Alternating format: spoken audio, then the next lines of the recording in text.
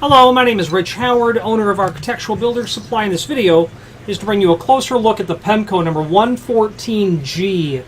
This is a piece of gold anodized aluminum that is an interlocking threshold, is what it is. 114 is representative of this profile, and then G stands for gold, gold anodized. This is just a sample piece. It's literally just a sample piece for purposes of this video. What is it used for? It's an interlocking threshold. It's a threshold that is a threshold. It mounts to the floor under your door. It's interlocking because it will include this hook strip, or J-hook as we will call it as well. And this hook strip, or J-hook, is intended to be nailed to the bottom of the door such that when the door closes, it makes a incredibly positive mechanical seal underneath the door. Now, a seal like this is known to be incredibly effective.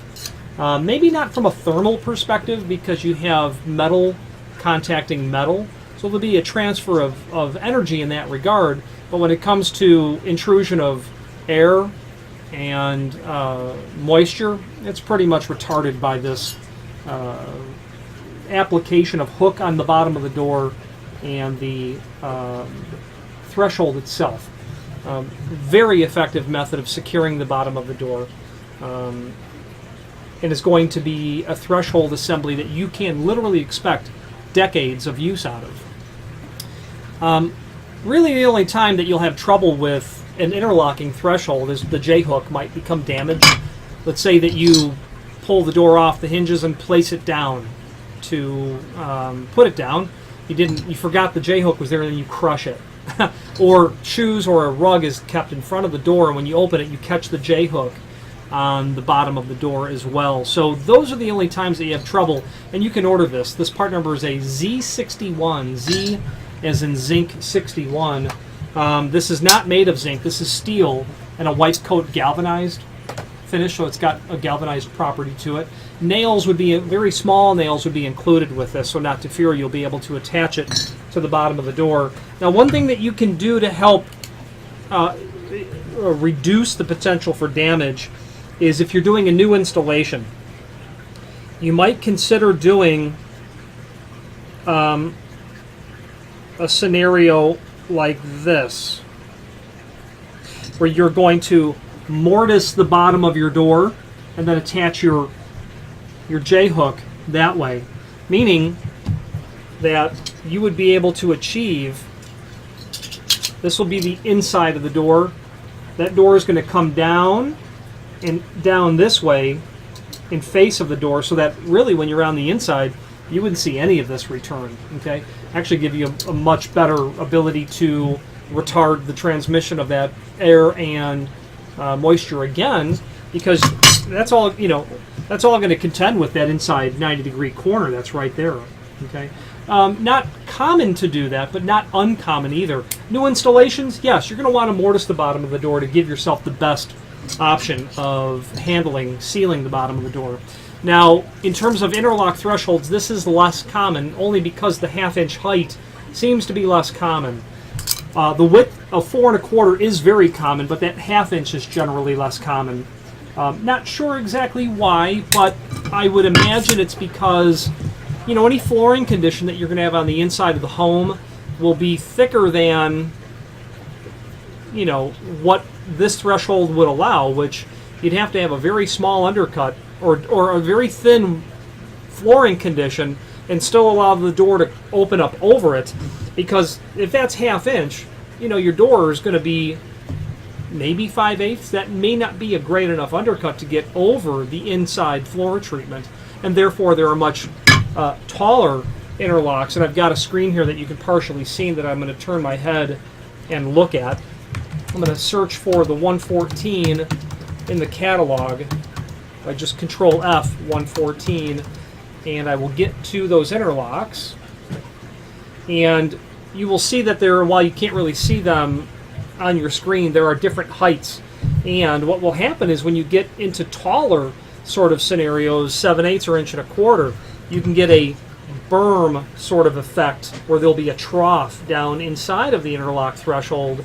And those models, if any water were to get inside, help kick that back out by via a system of a weep hole, where there's a hole drilled in the inside of the trough itself, and the little file cut that's been done to the face of this threshold, so that any water can cycle back out. When it's so small, you won't have that option. Okay. Now, residential applications is where you're going to see interlocking thresholds. Here in Chicago and some suburbs, homes built in the 1960s, full of them, everywhere. You'll have interlocking thresholds. And people will do them as new installations as well when you're doing a new installation. The problem with doing a replacement installation is that, quite frankly, someone may not want to install an interlock threshold. But if you're someone who makes a living helping people solve their weather stripping problems, if you're a carpenter or a general or a subcontractor, yeah, interlocking thresholds are really smart, elegant technology that has been around for decades and still are very effective. Now, moving on. They're available in 2 different base materials and 7 finishes, perhaps. Base materials first, aluminum. Mill finish, which would be a 114A. D finish, which is a dark bronze, a 114D. Then 114G is gold anodized. The second base material, solid architectural bronze. You might think of it as just brass. The proper term is architectural bronze. Call it brass or bronze, doesn't really matter.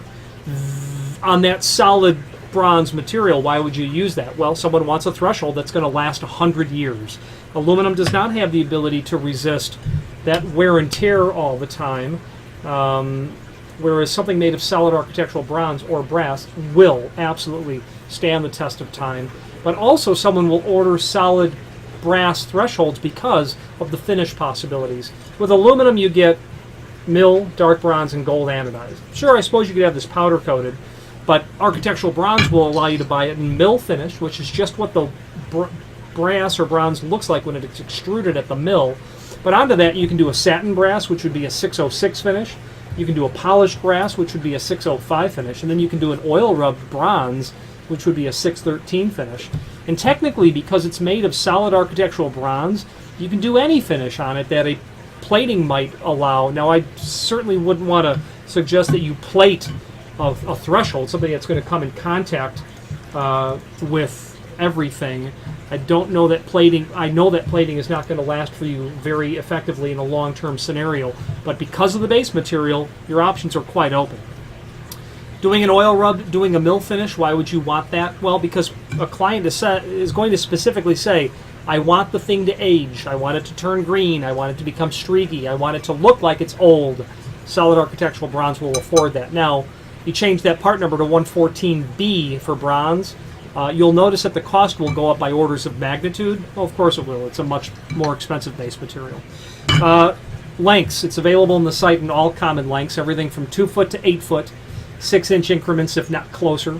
You can have any length that you want, really up to about 15 feet, but we don't list them longer than 8 foot because the cost to ship that material is quite prohibitive, and there's all but no call for something so long in terms of a threshold. If you have need for a custom length, by all means let us know by ordering the next longest piece or pieces and simply indicate in the comment field the net length you want us to cut this to. Why? You may not want to have to cut this, is the bottom line.